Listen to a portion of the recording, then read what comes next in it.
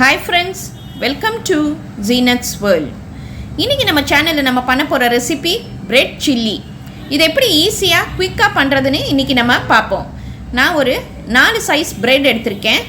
இந்த bread-ஐ நம்ம தோசை தவால பட்டரை நல்லா தடவிக்கோங்க. இப்போ நம்ம பட்டர்ல தான் இந்த bread-ஐ நல்லா டோஸ்ட் பண்ண போறோம்.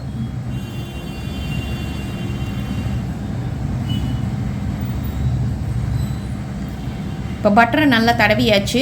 இப்போ நம்ம இந்த 4 பிரெட்டையும் இதில் வச்சிடலாம். நல்லா ப்ரௌன் ஆகிற வரைக்கும் டோஸ்ட் பண்ணிடணும்.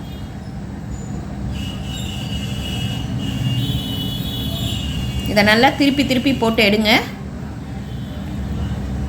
இப்போ நல்லா ப்ரௌன் ஆயிடுச்சு பாருங்கள். இப்போ நம்ம இதை எடுத்துட்டு சிசரால் சின்ன சைஸாக கட் பண்ணிடலாம். நீங்கள் கத்தியில் கட் பண்ணுறதை விட சிசரில் கட் பண்ணால் ரொம்ப ஈஸியாக கட் பண்ணிடலாம். இந்த மாதிரி சின்னதாக கட் பண்ணி வச்சுருங்க. இப்போ நம்ம மசாலா பண்ண போகிறோம். இங்கே அடுப்பில் பேனில் ஒரு 2 ஸ்பூன் ஆயில் ஊற்றிக்கலாம். அது கூடவே 1 ஸ்பூன் பட்டர் போட்டுக்கலாம். இப்போ இந்த ஆயிலையே நம்ம இஞ்சி பூண்டு பேஸ்ட் 1 ஸ்பூன் போட்டு அந்த எண்ணெயிலேயே லேசாக வதக்கிடலாம்.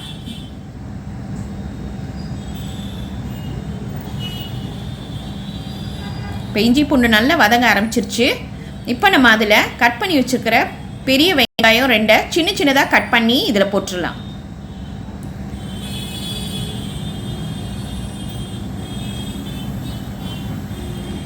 வெங்காயம் ப்ரௌன் ஆகக்கூடாது, கொஞ்சம் வறுத்தாவே போதும்.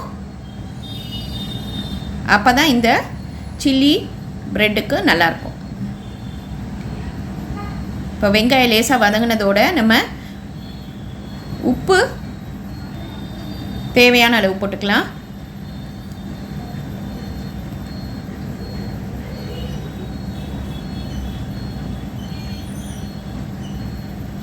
அது கூடவே பெரிய தக்காளி 1 சின்னதாக கட் பண்ணி இதில் போட்டுடலாம். கொடை மிளகா 1 கட் பண்ணி போட்டுருங்க. இப்போ அதையும் சேர்த்து ஒரு 2 நிமிஷம் வதக்கினா போதும். இது எதையுமே ரொம்ப வதக்க தேவையில்லை. அப்போ தான் கொடை மிளகாலாம் நல்லா டேஸ்ட்டாக இருக்கும். இப்போ லேசாக வதக்கியாச்சு. இதில் நம்ம 1 ஸ்பூன் மிளகாய்த்தூள், 1/2 ஸ்பூன் கரம் மசாலா வாசனை போக நல்லா வதக்கிடலாம். அடுப்பை சிம்லேயே வச்சுக்கோங்க.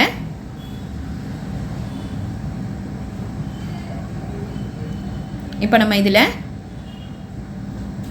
1 ஸ்பூன் சோயா சாஸ் ஊற்றிக்கலாம். அது கூடவே 1 ஸ்பூன் டொமேட்டோ சாஸ். இப்போ இதையும் சேர்த்து நல்லா மிக்ஸ் பண்ணிக்கலாம்.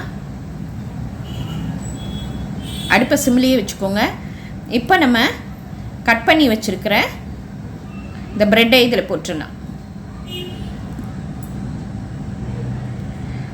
காலையில் 5 to 10 மினிட்ஸ்க்குள்ளே நம்ம இந்த பிரேக்ஃபாஸ்ட்டை பண்ணிடலாம். ரொம்ப டேஸ்ட்டாக இருக்கும். பசங்களுக்கெல்லாம் கண்டிப்பாக ரொம்ப பிடிக்கும். இப்போ தான் நம்ம நல்லா பெரட்டி விட்டுலாம். மசாலாவும் அந்த ப்ரெட்டும் நல்லா சேரட்டும். ஃபைனலாக நம்ம இதில் 1 ஸ்பூன் பெப்பர் பவுடரை தூவி விட்டுடலாம். அடுப்பை ஒரு 2 நிமிஷம் சிம்மில் வச்சுட்டு இறக்கிடுவோம். அவ்வளோதாங்க, நம்மளோட சூப்பரான பிரெட் சில்லி ரெடி ஆயிடுச்சு. இது ரொம்ப ஈஸியான ரெசிபி. இன்றைக்கி இதை ட்ரை பண்ணி பாருங்கள். லைக் பண்ணுங்கள், ஷேர் பண்ணுங்கள், ப்ளீஸ் சப்ஸ்கிரைப் பண்ணுங்கள். உங்கள் கமெண்ட் எனக்கு அனுப்புங்க. தேங்க்யூ.